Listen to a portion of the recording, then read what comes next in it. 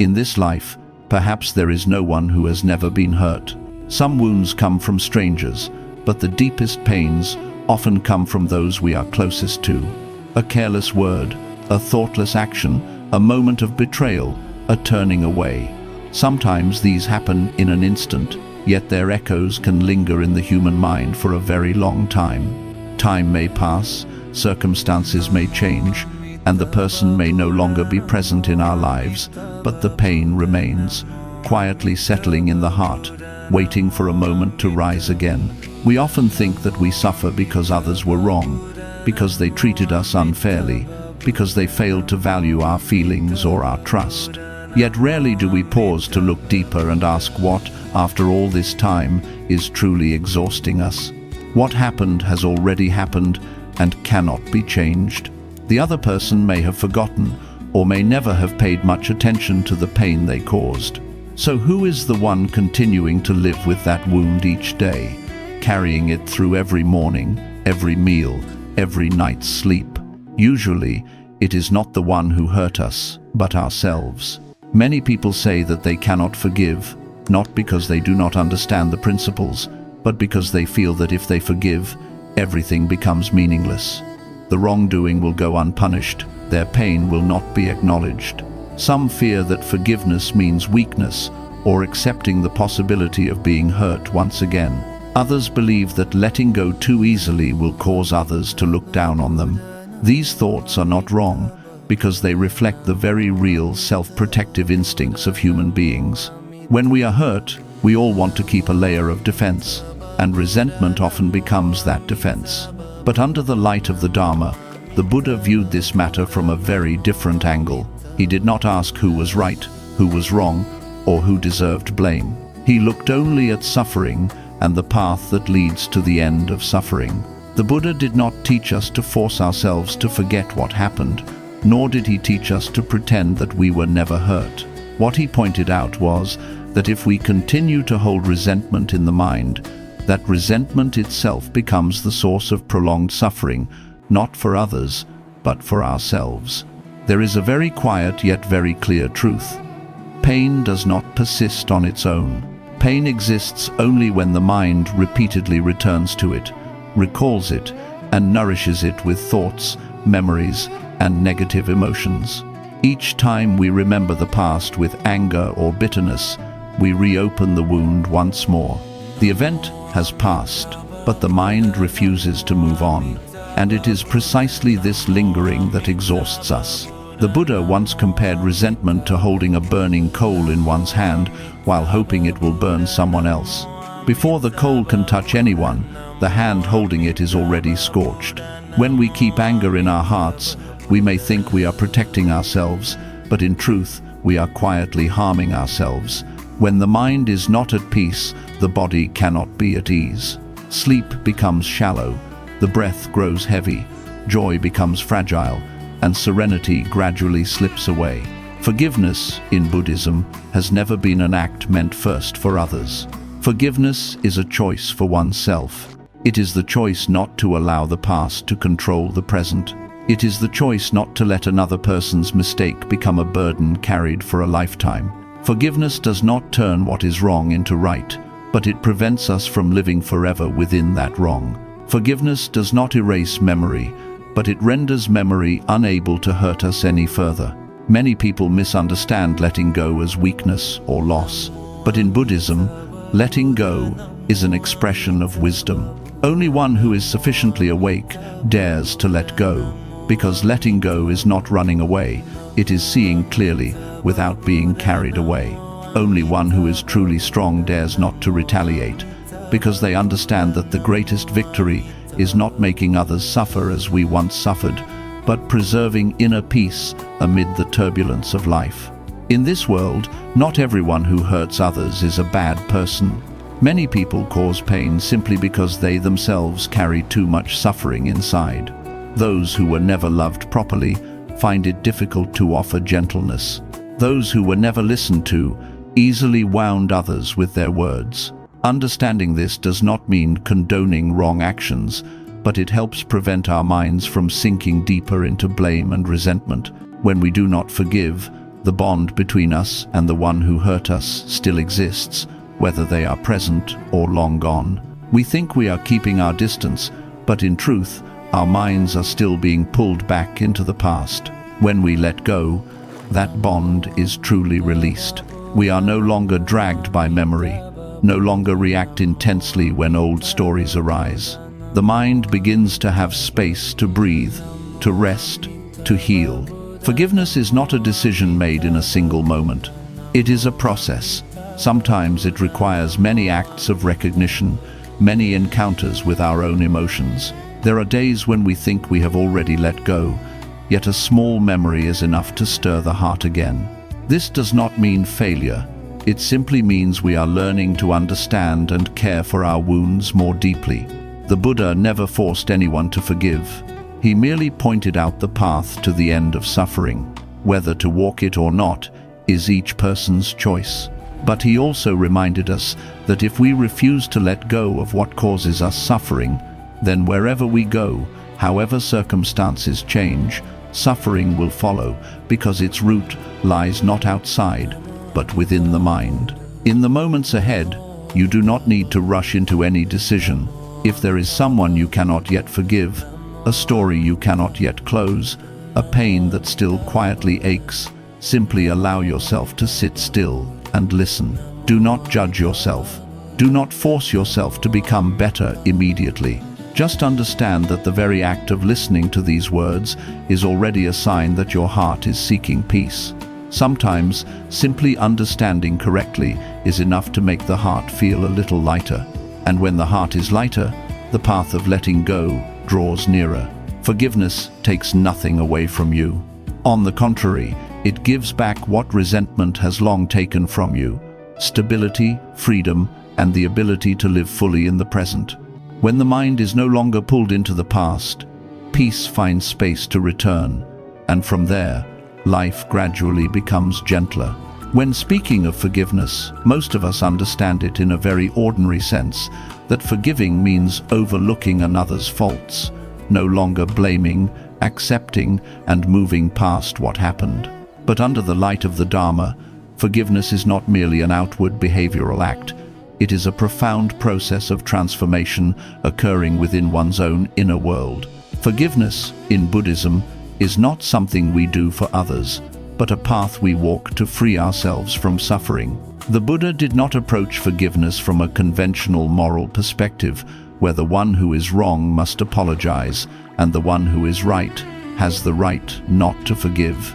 He looked deeper, at the root of the issue: suffering.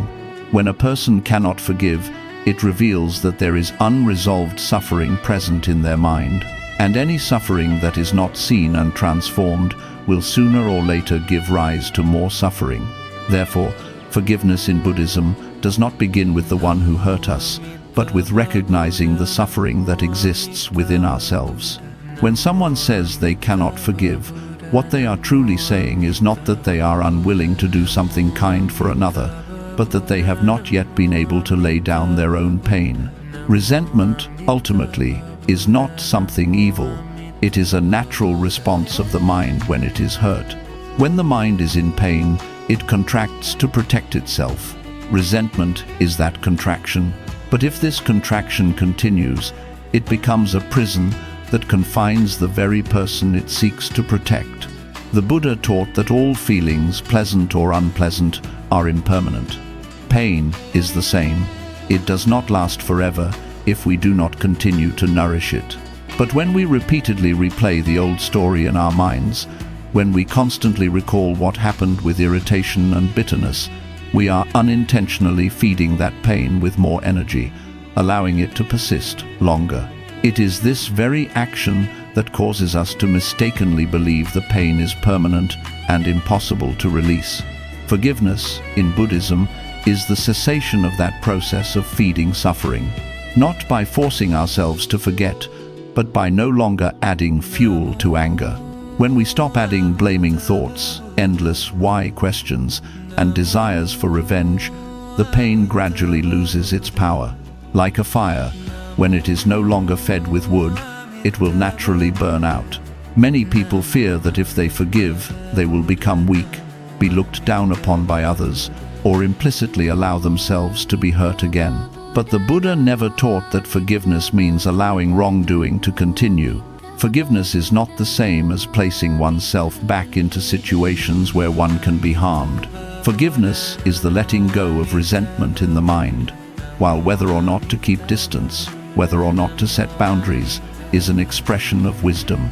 A wise person can forgive and, at the same time, not allow the same mistake to be repeated.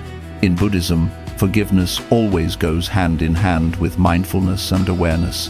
When we forgive in ignorance, it can become indulgence. But when we forgive with awareness, it is liberation.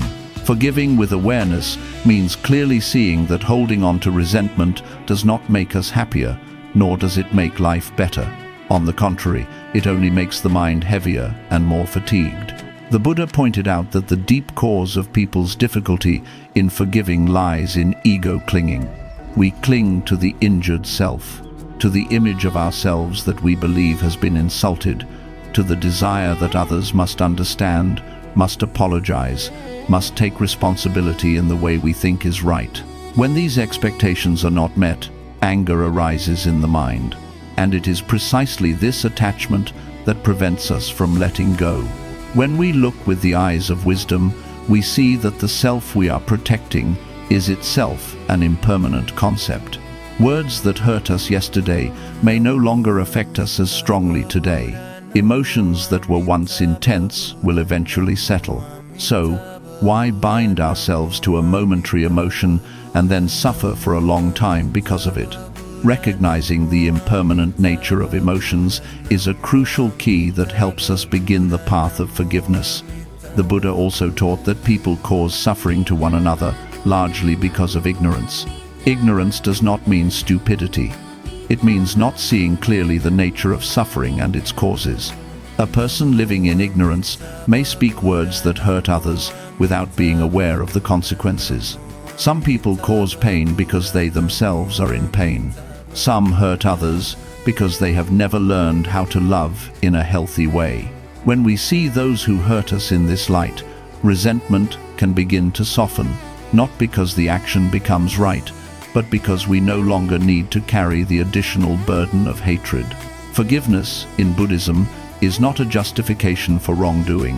It is a separation from identification with pain. When we no longer identify ourselves with the role of the victim, we are no longer bound by the old story. We can remember what happened without being swept away by negative emotions. That is the sign of true letting go. A very important point in the Buddha's teaching on forgiveness is that forgiveness is not a moral obligation we must force ourselves to perform. If we compel ourselves to forgive when the heart is not ready, we only create more inner conflict. The Buddha never taught coercion, he taught observation. Observe the pain, observe the anger, observe the exhaustion that resentment brings. When observation is deep enough, the mind naturally wants to let go without any need for forcing. Some people say they have forgiven rationally, yet the pain remains in their hearts. This shows that the forgiveness has only reached the level of thought and has not touched emotion. In Buddhism, true transformation occurs only when mind and understanding move together. When we allow ourselves to fully feel the pain without denial, without suppression, and without judgment, the pain finally has a chance to heal.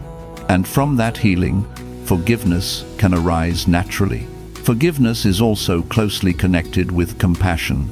But compassion in Buddhism is not pity. It is the capacity for deep understanding.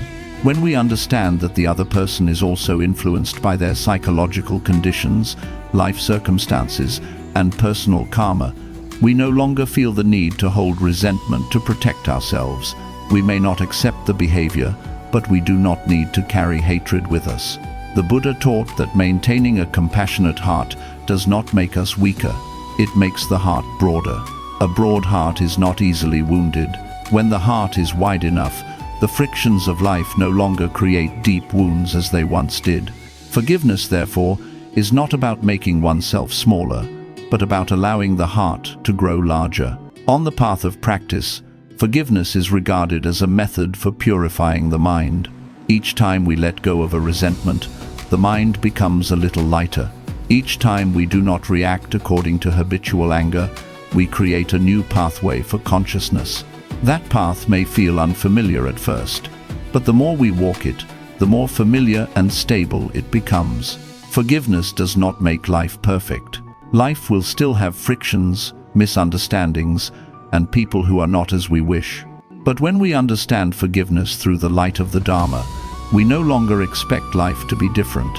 Instead, we learn how not to let the mind be carried away by what is not to our liking. And it is precisely this shift that lies at the core of liberation. When a person truly understands forgiveness, they no longer see it as a loss, but as a return to the inherent stability of the mind, a return to the ability to live fully in the present without being dragged by the past, a return to an inner freedom that no one can take away. Forgiveness, under the light of the Dharma, is therefore not an ending, but a beginning, the beginning of lightness, the beginning of awareness, and the beginning of a life with less suffering, greater depth, and more serenity. There is a truth that many people do not want to acknowledge. We do not find it hard to forgive others because they have done something unbearably terrible, but because there is still a very deep part within us that has not been touched or healed.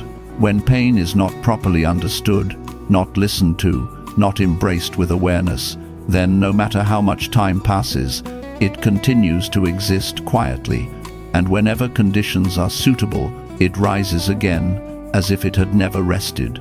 People often believe they cannot forgive because the other person has not apologized, not admitted fault, not compensated, or not paid an appropriate price. But when we look more deeply, we see that these reasons are merely the outer layer. The true root lies in the fact that we still identify ourselves with the role of the injured one. We are still living in the old story, where we are the victim and the other is the cause of suffering.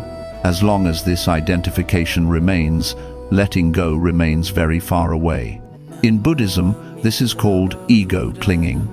We cling to the self that was insulted, the self that was disregarded, the self that was betrayed. This self does not want to let go, because in letting go, it feels it will lose a part of its identity, lose its reason for existing. To the ego, pain sometimes becomes proof that it once mattered, that it was once valued, that it once trusted. Therefore, letting go of pain is not only letting go of a memory, but also letting go of an image of oneself, something very few people are willing to do. Another deep reason why we find it hard to forgive is our craving for justice on our own terms. We want the other person to understand our pain, to feel remorse as we once did, to receive a punishment we consider fitting. When these desires are not fulfilled, resentment arises. But the Buddha pointed out that the justice people seek often arises from emotion rather than wisdom. The emotional desire to retaliate, to compete, to make others suffer as we have suffered, is an expression of anger, and anger never leads to peace. We also struggle to forgive because we mistakenly believe that if we let go of resentment, the other person will get away with it. But the truth is that each person's karma does not operate according to another's emotions. Those who cause harm will bear the consequences of their actions. Whether or not we hold resentment, our resentment does not make their karma heavier, but it makes our own mental karma heavier. When we do not forgive, we are imprisoning ourselves in a prolonged punishment without anyone needing to pass a sentence. A very common reason people find it hard to let go is the fear of losing control. Holding on to resentment gives us the feeling that we still possess some power in a relationship that has already broken down. We think that as long as we are still angry or blaming, the other person still affects us in some way. But in reality, this is a form of false control. The other person may no longer care at all, while we are still pulled back every day. True control arises only when we are no longer governed by negative emotions. In Buddhism, a crucial reason people cannot forgive is that they lack sufficient mindfulness to look deeply into their own emotions. When anger arises, we often identify ourselves with it. We say, "I am angry," but in truth we are saying, "I am the anger." When there is no distance between the observer and the emotion, we are completely dominated by it. And when dominated, every decision comes from ignorance rather than wisdom. In such a state, forgiveness is almost impossible. Some people have lived with resentment for so long that they no longer recognize what they are suffering from. Anger becomes part of their personality, part of their habitual way of reacting. When someone mentions the old story, they react strongly not because the pain is still fresh, but because the mind has become accustomed to clinging to that pain. Letting go in such cases is not only letting go of a person or an event, but letting go of a long-standing psychological habit. We also find forgiveness difficult because we fear that if we let go, the pain will become meaningless. We fear that what we have endured will no longer be acknowledged. But the Buddha taught that suffering does not need to have meaning for us to keep it. Suffering only needs to be understood so that it does not continue to generate more suffering. Letting go does not erase what we have experienced. It simply prevents us from continuing to live in its consequences. Another reason we cannot forgive is that we have never learned how to forgive ourselves. Those who are harsh with themselves often find it very difficult to be generous toward others. When we carry too much self-blame, regret, and inner torment, the mind becomes rigid. From that rigidity, we easily judge and blame others when they hurt us. Forgiving others, therefore, often begins with learning to be gentler with ourselves.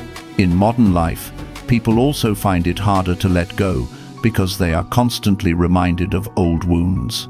Social media, stories retold by others, images, and casual remarks can all become triggers that cause pain to resurface. When the mind is not stable enough, each activation renews resentment once again. Without mindfulness, we may believe we have never moved forward, when in fact we are simply being pulled backward by external conditions. The Buddha taught that suffering does not arise only from events, but also from how we hold those events. Two people may go through the same injury, yet experience entirely different levels of suffering, depending on how they perceive and handle it. One who sees with wisdom understands suffering as part of life, coming and going. One who sees through ego clinging takes suffering as a personal offense and thus nurtures anger. Some people say they cannot forgive because if they forgive, they will forget the lesson. But in Buddhism, the lesson does not lie in holding on to resentment. It lies in clearly seeing causes and consequences. When we understand what led to the injury, we can adjust how we live, how we choose, and how we place our trust without carrying hatred with us. Resentment does not make us wiser, it only makes us heavier. A very subtle point in the Buddha's teaching is that forgiveness cannot arise when the mind is still too exhausted. If we try to let go while the inner world is full of turmoil, it only creates more pressure. That is why, before speaking of forgiveness, the Buddha always emphasized abiding in mindfulness, returning to the breath, soothing body and mind. When the mind is calm enough, the way we see changes. When the way we see changes, our reactions change. And when our reactions change, the path of letting go truly opens. We find forgiveness difficult also because we are accustomed to living in the past or the future. Either we keep returning to what happened, or we imagine scenarios of retaliation conversations that will never take place. Meanwhile, the Dharma always brings us back to the present. Only in the present do we have the ability to touch the life unfolding and recognize that the pain is only a part of memory, not the whole of who we are. Forgiveness becomes difficult when we think we have only two choices: to forgive completely or to hold resentment forever. But in reality, the Buddhist path does not operate in such extremes. In some phases, we only need to stop feeding resentment.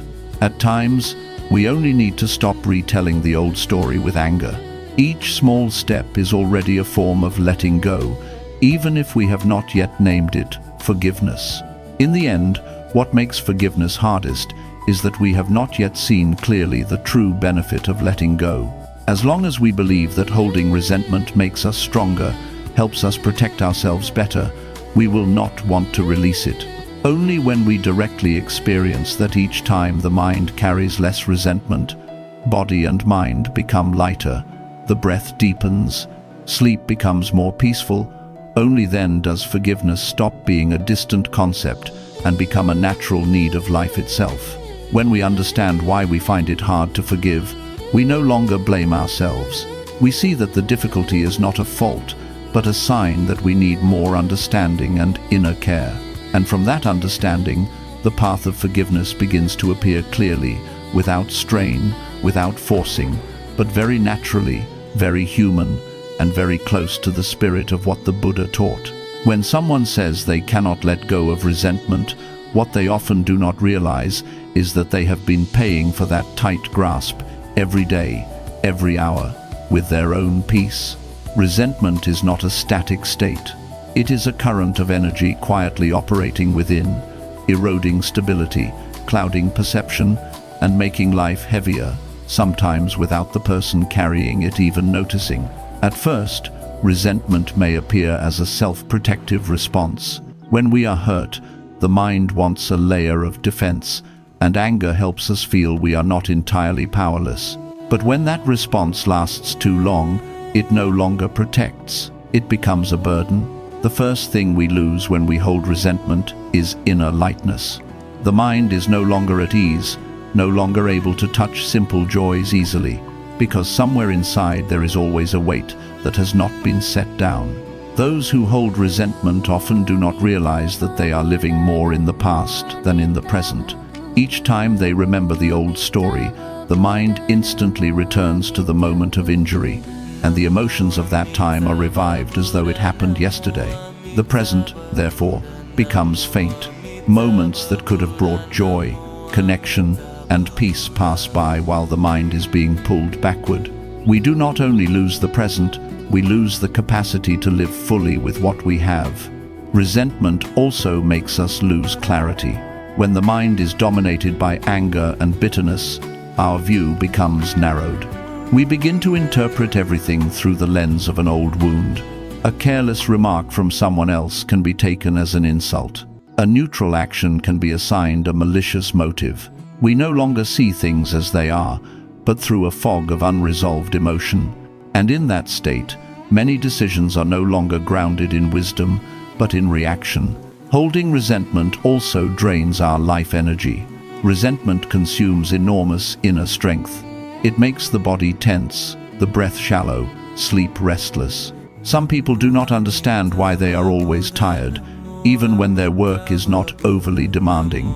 But if we look deeply, we see that much of their energy is being spent replaying an old story again and again in the mind, imagining conversations that never happen, repeatedly reminding themselves of the pain so that the resentment does not cool. Energy that could have been used to live, to create, to love, is instead depleted by the past. Another great loss when we hold resentment is inner freedom. When we have not let go, the one who hurt us continues to influence our emotional life, whether they are still present or long gone. A single memory, an image, a reminder is enough to unsettle the mind again. We think we have left them behind, but in truth, we still carry them within. Freedom does not come from changing external circumstances. It comes from no longer being controlled internally.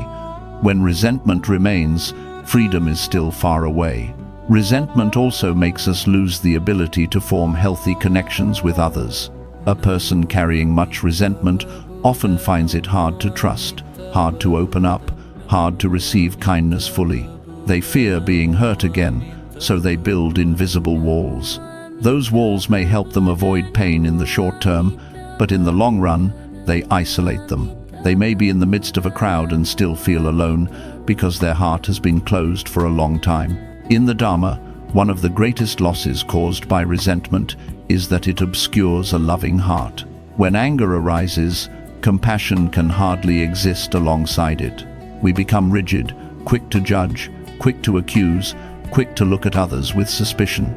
Even toward people unrelated to the old story, we may react more harshly than necessary, because the mind has grown accustomed to defense. In this way, resentment does not only ruin a relationship that has already broken, it affects many other relationships in present life as well. Holding resentment also makes us lose balance in our view. We begin to divide the world into the right side and the wrong side, the harming side and the harmed side. With such a dualistic view, it becomes difficult to see the complexity and many dimensions of life. We forget that each person is influenced by many conditions, circumstances, and their own karma. We see only the role they played in the story that hurt us, and we imprison them in that image forever within our minds. A subtler but very deep loss is that, when holding resentment, we lose the chance to learn from our own suffering. In Buddhism, suffering is not an enemy, but a teacher. When seen with mindfulness, suffering can show us our attachments, our expectations, our weak points in how we place trust. But when we focus only on blaming others, we miss the opportunity to look back at ourselves. Suffering then no longer becomes material for growth. It becomes merely a wound kept alive. Resentment also causes us to lose the ability to forgive ourselves. When we are accustomed to holding anger and blame, we easily turn that same way of treating others onto ourselves. We become harsh, unable to accept our own mistakes, unable to release regret. The mind then remains in tension, never allowing itself to rest. And a mind that does not know how to forgive itself will also find it very difficult to truly forgive others. Some people believe that holding resentment helps them remember the lesson and prevents them from repeating mistakes. But the truth is that the lesson lies not in resentment, but in understanding.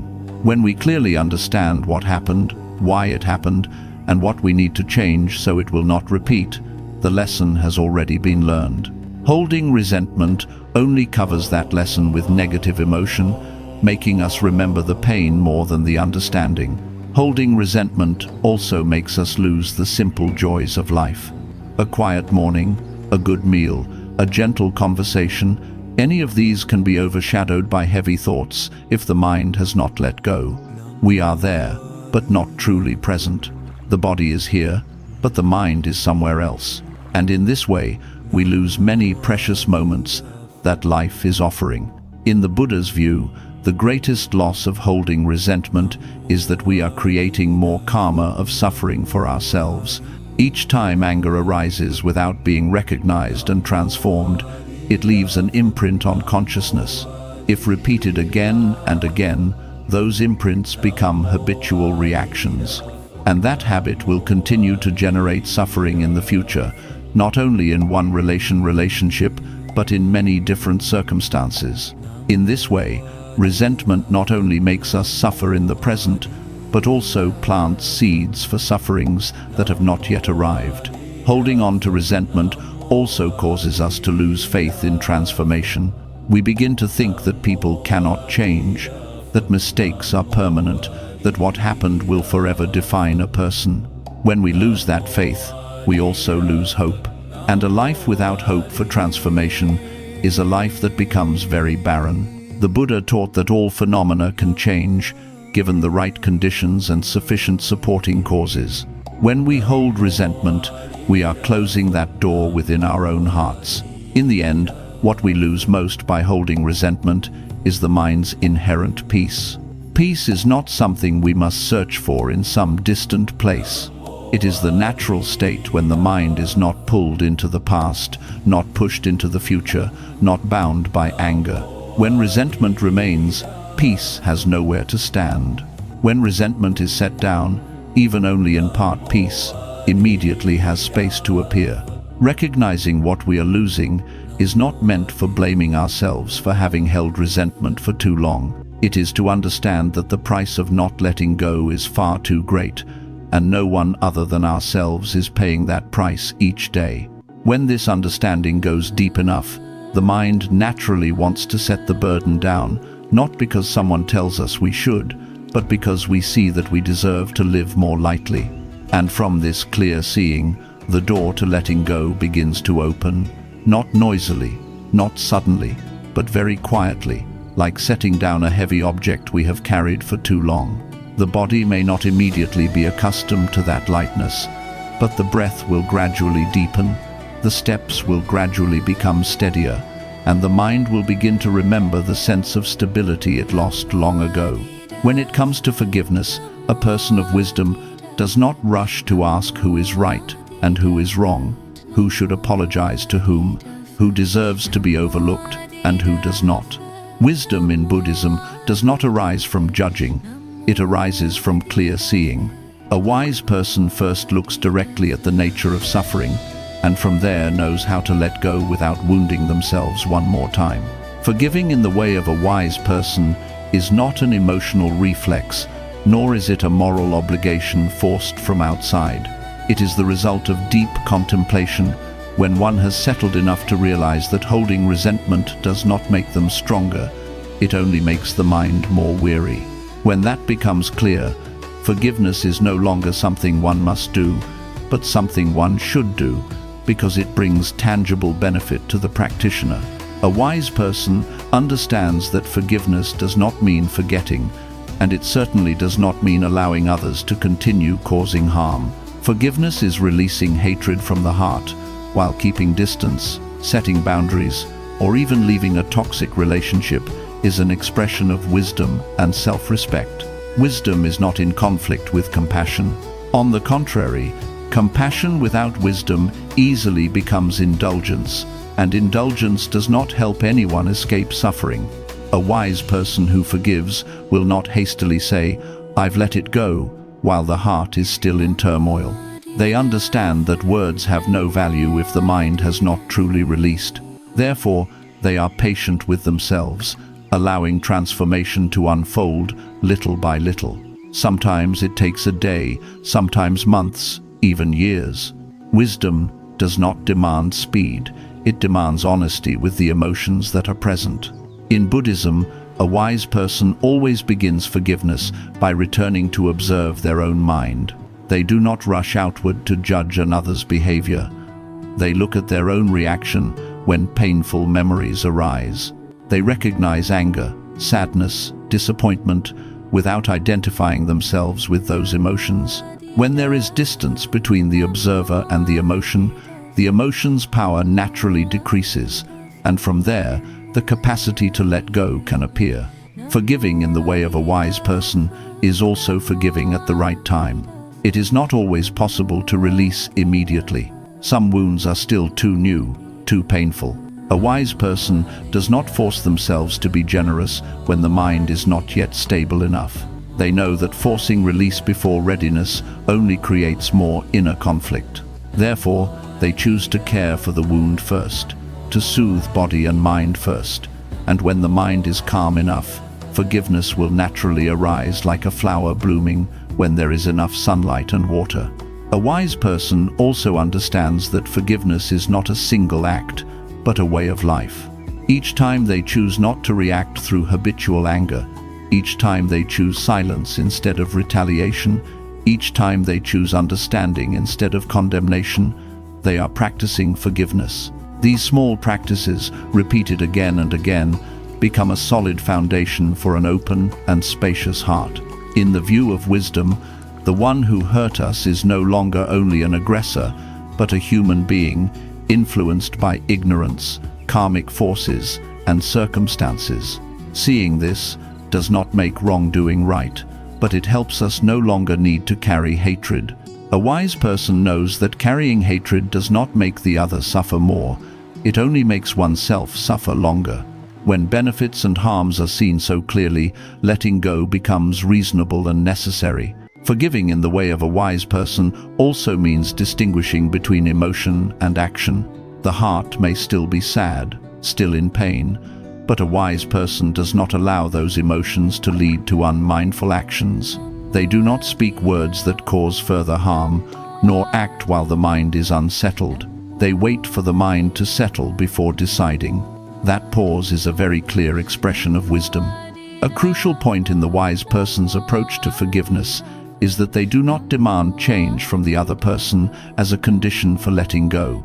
They understand that if they wait for the other to apologize, to regret, to reform, then Their own peace will always be placed in someone else's hands. Wisdom helps them reclaim that agency. They let go because they do not want to continue suffering, not because the other has done enough to qualify for forgiveness. A wise person also does not use forgiveness as a way to prove morality or superiority. They do not need recognition that they are generous, nor praise that they practice well. For them, forgiveness is an inward matter, a quiet choice to live more lightly.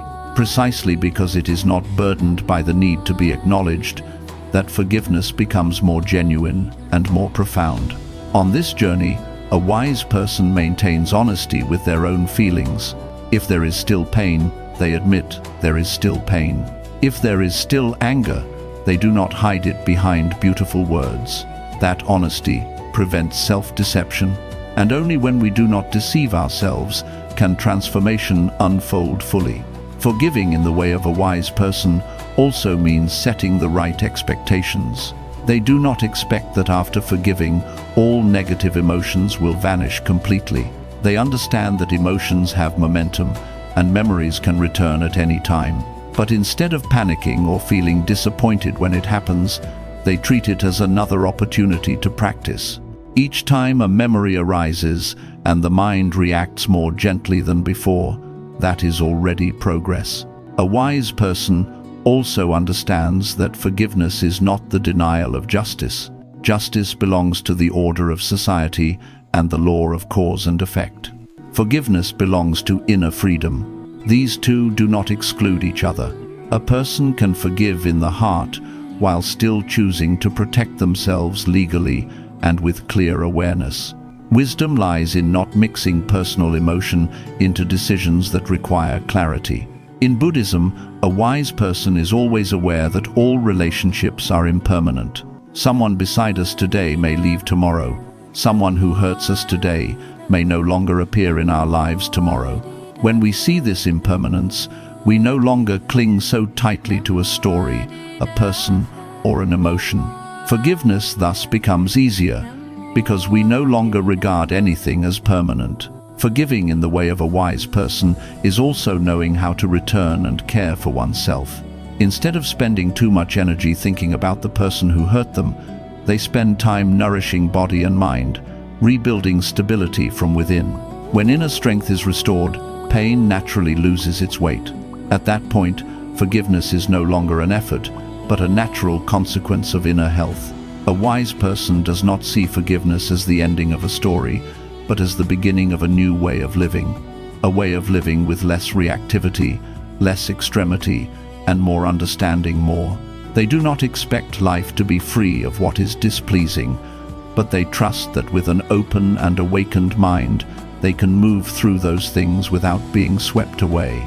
In the end, forgiving in the way of a wise person is a return to oneself. A return to a peace that does not depend on other people's behavior, a return to the ability to live fully in the present without being dragged by the past.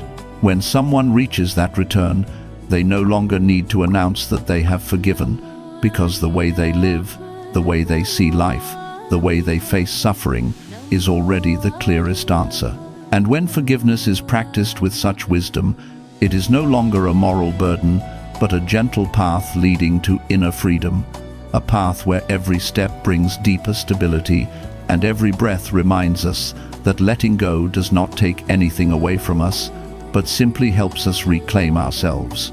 Forgiveness, if it remains only at the level of understanding, is still very far from real life. Life does not unfold in ideal moments of quiet. It unfolds amid friction, misunderstandings, hurt, pressure, and overlapping emotions.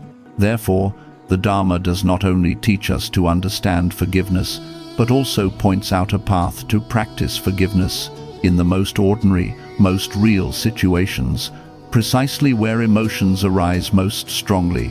Practicing forgiveness in daily life begins with very small, very close things, not with great wounds or heavy stories, but with how we respond to everyday discomforts. A displeasing remark, an unfriendly look, a careless action without mindfulness. Any of these can become seeds of resentment. One who practices forgiveness learns to recognize those seeds the moment they appear, instead of letting them grow into anger and blame. In Buddhism, the first step of practice is always to stop. When a situation arises that makes us uncomfortable, a mindful person does not rush to react. They stop to breathe, to sense what state body and mind are in. That single moment of stopping prevents many consequences. When we do not react immediately, we do not continue to hurt ourselves through words or actions lacking awareness. Practicing forgiveness is also practicing a return to the breath. The breath is the thread that connects body and mind, a safe refuge when emotions surge. When anger arises, the breath often becomes hurried, shallow, and uneven. Simply bringing awareness to the breath, feeling the in-breath and out-breath slowly, already begins to calm the emotional waves. When the body is soothed, the mind has a chance to settle, and from there, the view becomes wider. In daily life, there are many situations in which we cannot avoid being hurt, especially in close relationships such as family, spouses, parents, children. Precisely because we are close, we expect more. And when expectations are not met, the pain cuts deeper. Practicing forgiveness in these relationships does not mean silently enduring. It means learning to speak when the mind is calm enough, mindful enough, speaking without anger, not to win or lose, but to understand and be understood.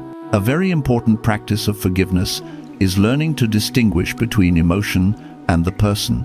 In anger, we often fasten negative emotion tightly to the person in front of us, believing they are the sole cause of our suffering. But through mindfulness, we begin to see that emotion is only a temporary state arising within our own mind. The other person may have contributed to the situation, but how we react is what determines the degree of suffering. When we can separate emotion from the person, we no longer feel the need to attack or retaliate, and from there the path of forgiveness opens. Practicing forgiveness in daily life also means learning to look deeply into the circumstances of others, not to justify wrongdoing, but to understand that many harmful behaviors arise from ignorance, pressure, fear, or unresolved suffering. When we look at others with understanding, blame naturally decreases. We no longer see ourselves as the only victim. We see that each person is carrying burdens of their own. Another very practical practice is not to bring up old stories in a blaming tone. In life, some events have passed but are repeated many times, and each repetition reopens the wound. One who practices forgiveness learns not to use the past as a weapon to hurt others or to hurt oneself. When it must be recalled, it is recalled with clarity, to draw a lesson, not to feed resentment. Practicing forgiveness is also learning to accept that not everyone is capable of meeting our expectations. Each person has a different level of understanding, cultivation, and capacity to love. When we demand that others behave according to our standards, we place ourselves in a position that is easily wounded. Letting go of expectations does not mean lowering our self-worth. It means seeing clearly the limits of human beings and circumstances. In daily life, there are times when we feel we have forgiven, yet a small situation is enough to bring old emotions back. One who practices forgiveness does not see that as failure. They understand that forgiveness is a process, not a fixed state. Each time emotion returns, they treat it as another opportunity to practice, this time with more understanding and more gentleness than before. A very important aspect of practicing forgiveness is learning to forgive oneself. In life, much suffering does not come from others, but from self-blame and self-torment. We blame ourselves for trusting the wrong person, choosing poorly, not being mindful enough. But prolonged self-blame only exhausts the mind further. Practicing self-forgiveness is acknowledging that, at that time, we did the best we could with the capacity and understanding we had. Recognizing this helps the heart feel lighter and gives us strength to continue. Practicing forgiveness in daily life also means knowing when to choose silence. Not silence out of fear, but silence out of understanding that speaking while the mind is unsettled only makes the situation worse. A mindful person knows how to wait for emotions to subside, then express their view clearly and gently. Such mindful silence is a very deep form of forgiveness because it prevents suffering from spreading. In social relationships, practicing forgiveness also means not letting other people's words and actions define our worth. When we are criticized or misunderstood, if the mind is not steady, we may react strongly to protect ourselves. But one who practices forgiveness learns to observe that reaction and recognize that their value does not lie in how others judge them. When we are no longer dependent on external evaluations, we do not need to hold resentment to protect the ego. Another very practical practice is knowing how to choose environments that nurture a loving heart. If we are constantly in environments full of conflict and negativity, practicing forgiveness becomes very difficult. Therefore, a wise person knows how to create moments of quiet and safe spaces where the mind can rest and recover. When the mind is sufficiently nourished, letting go of resentment becomes much lighter. Practicing forgiveness is also connected with cultivating gratitude. When we regularly look at the good that is present in life, the pull of old pain gradually weakens. Gratitude does not erase suffering, but it prevents suffering from covering the entire picture of life. From there, the mind becomes more balanced, and forgiveness has more space to arise. In Buddhism, practice is never separate from life. Forgiveness is not something we do only during rare hours of meditation. It is how we live, how we speak, how we think, how we respond each day. Each time we choose understanding instead of anger, letting go instead of clinging, listening instead of judging, we are walking the path of forgiveness. Gradually, through steady practice, forgiveness no longer feels like forced effort, but becomes a natural reflex of the mind. When something displeasing occurs, the mind no longer immediately ignites with anger, but tends to return to observation, return to the breath, return to understanding. And it is precisely that quiet transformation that is the greatest fruit of practicing forgiveness in daily life. In the end, practicing forgiveness is a deeply human journey. Sometimes we move forward, sometimes we slow down, sometimes it feels as if we have returned to the old place. But each time we are present with ourselves in sincerity and awareness, we are planting a wholesome seed. Over time, those seeds will sprout into stability, lightness, and inner freedom. And when the mind becomes light enough, we will realize that forgiveness is no longer something grand. It is simply the way we choose to live so that we do not cause ourselves additional suffering. In the journey of practicing forgiveness, there is a very deep step that many people often avoid: forgiving oneself.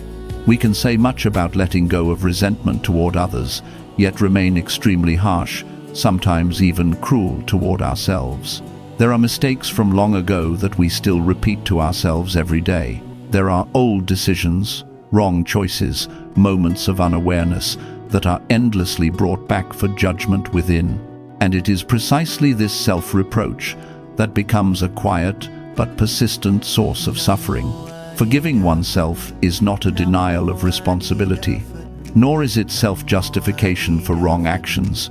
Forgiving oneself is to look directly at what happened with honesty and compassion, and then allow oneself to continue living without being imprisoned by the past. In Buddhism, understanding always walks together with loving kindness. If there is only understanding without compassion, the mind becomes rigid. If there is only compassion without understanding, we easily fall into resignation. Forgiving oneself is the harmonious combination of both. Many people carry a deep regret for having trusted the wrong person, loved wrongly, chosen the wrong path, or lacked clarity at a crucial time. They look back at the past with the eyes of the present and blame themselves for not being wiser then. But what they forget is that at that time, they had only that much understanding, that much experience, that set of psychological conditions. The Buddha taught that every action arises from causes and conditions. Nothing happens randomly, and no mistake is separate from the circumstances and awareness of that moment. When we understand this, We begin to see our past self with different eyes, no longer as someone to blame, but as a human being, learning how to live, groping through ignorance like all of us. Forgiving oneself begins with acknowledging that we did the best we could within the limits of our understanding and capacity then, even if the outcome was not what we hoped. This acknowledgement does not make us weaker. It helps us stand more upright before ourselves. A deep reason we struggle to forgive ourselves is that the ego cannot accept error. We want to be right, to be clear-headed, to be strong. When that image shatters, we turn to scolding ourselves. But in Buddhism, mistakes are not signs of failure. They are signs of ignorance not yet illuminated. And ignorance, when recognized with mindfulness, becomes wisdom. Only when we allow ourselves to be wrong do we have the chance to learn and grow. Some people carry an enormous sense of guilt for having hurt others. Perhaps they spoke painful words, acted without awareness, or failed to be present when someone needed them. If seen correctly, guilt can become a motivation for transformation. But if held for too long, it becomes a burden that prevents the mind from being at peace. Forgiving oneself in this case is not forgetting the consequences. It is learning to take responsibility without punishing oneself forever. The Buddha did not teach people to live in torment. He taught people to live in wakefulness, awake enough to see mistakes clearly, awake enough not to repeat them, and awake enough to release self-blame when it no longer has transformative value. Once we have learned the lesson we needed, continued self-torment only exhausts the mind, and an exhausted mind cannot go far on the path of practice. Forgiving oneself is also forgiving the emotions that once arose. Some people blame themselves for having been angry, jealous, selfish, or weak. They think that a practitioner should not have such emotions. But the Dharma does not deny emotion. It teaches how to see and transform emotion. Emotions are not enemies. They are signals that something within us needs to be understood and cared for.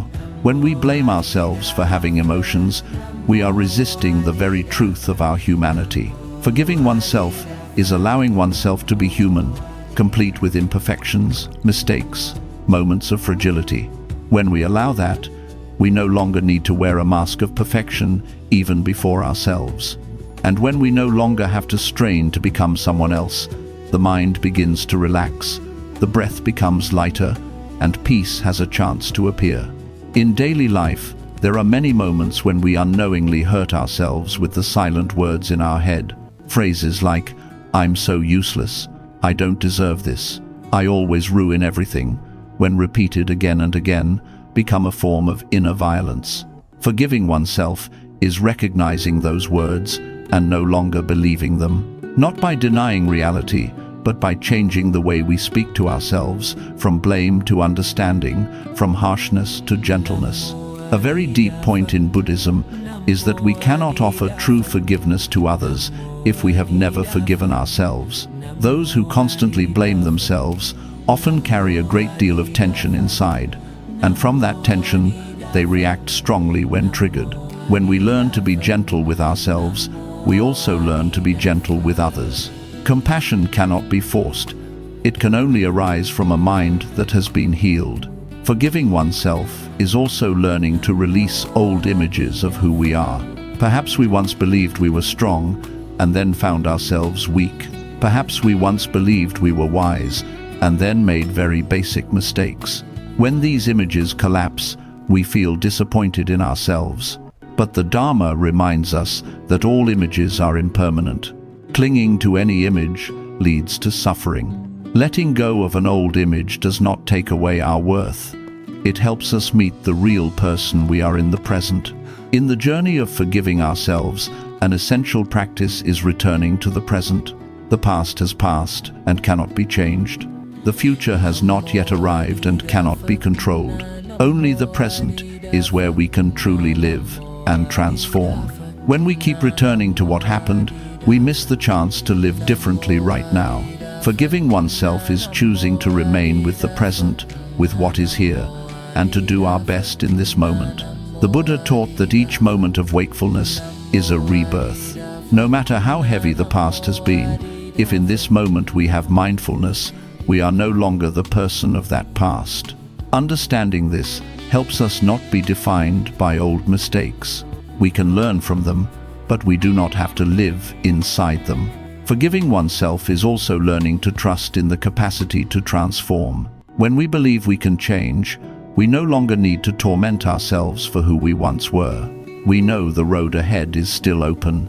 And this trust is not blind faith. It is confidence built from mindfulness practice, from small steps taken in daily life. In the end, forgiving oneself is a very quiet act. No one needs to know. No one needs to acknowledge it. It happens in very private moments, when we sit alone, when we face ourselves, when we choose not to keep hurting ourselves anymore. It is the moment we place a hand on our own heart, in the deepest sense, and say that we, too, deserve to be understood, to be loved, and to rest. When we truly forgive ourselves, a change that is very gentle yet very deep begins to happen. The mind becomes softer, reactions slow down, and our view of life becomes gentler. We are no longer so harsh with ourselves, and therefore no longer so harsh with others. At that point, forgiveness is no longer something distant. It becomes a natural part of how we live. And when self-forgiveness has gone deep enough, we realize that the peace we have been searching for was never far away. It has always been there, waiting for us to stop blaming ourselves, stop fighting ourselves, and allow ourselves to return to our inherent stability. When that return happens, forgiveness is no longer something we must do. It becomes the natural state of a mind that understands enough, loves enough, and is awake enough not to create more suffering for itself. As the journey of listening to these words gradually comes toward its final passage, perhaps you have had some very private moments within. Maybe a memory suddenly returned. Maybe the image of someone who once hurt you appeared. Or perhaps it was you in earlier days, once fragile, once mistaken, once carrying so much heaviness in the heart. If these things are appearing, let them come naturally. No need to push them away. No need to judge. Their very presence shows that you are quiet enough to look back, steady enough to listen, and sincere enough to face yourself. Letting go, under the light of the Dharma, has never been a sudden act. Letting go is not like slamming a door shut to end everything. Letting go is like setting down a burden you have carried for too long through weariness, and yet with great relief. When we carry a burden for too long, we may even forget that we are carrying it. Only when we finally set it down do we realize how much our back had been aching, how heavy our breath had become. Forgiveness is the same.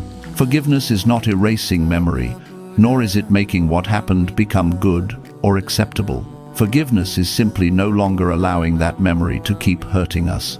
When we are no longer pulled back into the past by resentment, we can truly walk in the present with lighter steps. Throughout this journey, you may have come to realize that what makes us suffer is not necessarily what others did, but how we carry what happened. The other person may have left, the story may have closed, but if resentment still remains in the mind, suffering has not truly ended. Letting go is not giving others another chance. It is giving yourself a way out. The Buddha did not teach people to become perfect. He taught people how not to cause themselves further suffering. When we hold on to resentment, we prolong our own pain. When we let go, we may not immediately change life itself, but we make our mind wider so that we can pass through what is not, as we wish, with greater ease and equanimity. You may not be able to let go of everything at once. There may still be moments when old memories return and old emotions arise. That does not mean you have failed. Forgiveness is not a permanent state. It is a choice repeated many times. Each time you choose not to feed resentment, even for a single moment, you are taking another step on the path of inner freedom. Letting go to become lighter does not mean forgetting the lessons. On the contrary, when resentment is released, the lesson truly settles. You remember, but you no longer hurt. You understand, but you no longer blame. You look back at the past with clarity, not with inner tearing. That is a sign of inner maturity toward which the Dharma always points. Forgiving in order to be at peace does not mean you must return to relationships that hurt you. Peace does not require you to sacrifice your boundaries. Peace only asks that you do not carry hatred. You may choose to step away, but step away quietly, without bitterness. You may choose not to walk together, but you do not need to carry hostility. Then, peace no longer depends on whether others change, but on how you care for your own mind.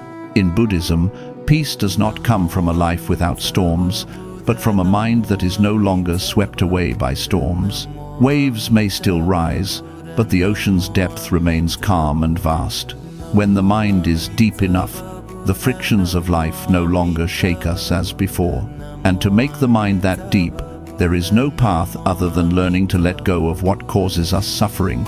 Perhaps the most important realization in this entire journey is understanding that you deserve peace. You do not need to endure more to prove anything to anyone. You do not need to hold on to pain to prove that you were once hurt.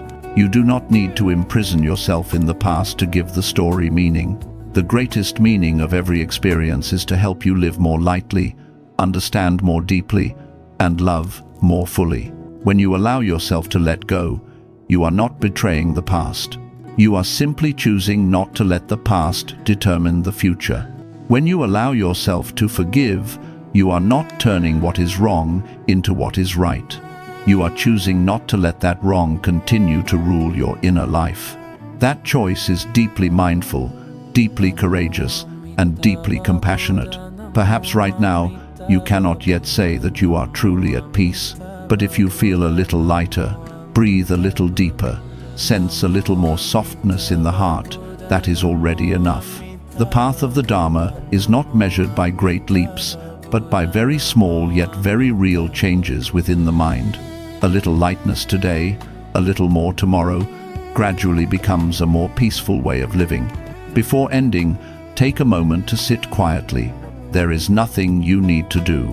Simply feel the breath coming in, the breath going out. Feel the body sitting here, the mind listening. If there is something heavy still present in your heart, there is no need to rush to put it down. Just recognize that it is there, and know that when conditions are sufficient, you will set it down. Letting go to be lighter does not mean leaving everything behind. It means walking without carrying extra weight. Forgiving to be at peace does not mean forgetting what happened. It means remembering without pain. When you can walk in this way, even if the road ahead is still long, each step will be far less exhausting. And one day, you will realize that the peace you have been seeking does not lie in others needing to change, nor in the past being rewritten, but in this very moment when you allow yourself to let go, allow yourself to forgive, and allow yourself to live more gently. If right now you are listening to these words in stillness, know that simply sitting down to listen is already a beautiful act, an act of returning. And from that return, peace is no longer something distant. It is something quietly growing within your own heart, breath by breath, moment by moment. Let go to be light. Forgive to be at peace. And from there, allow life to continue flowing not under the weight of resentment, but in the ease of a mind that has understood, has loved, and has grown wide enough to no longer cause itself suffering. If you are still here, still listening at this moment, perhaps your heart has slowed a little more, your breath has deepened a little, or you feel just slightly lighter. If this video has offered you a moment of quiet, a feeling of being understood, or simply helped you feel less alone amid the heaviness of life, then that is already a very beautiful condition. If you wish to continue nurturing that peace each day, stay with Zenlight Wisdom by following the channel, so that whenever you need to slow down, you know there is always a place to return to.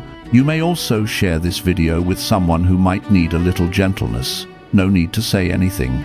Just allow the silence to reach them. And if you wish, leave a very short word in the comments, such as peace, light, or let go, as a small reminder to yourself that today you chose to live a little more lightly. Thank you for taking time for yourself. I look forward to meeting you again in the next moments of quiet with Zenlight Wisdom.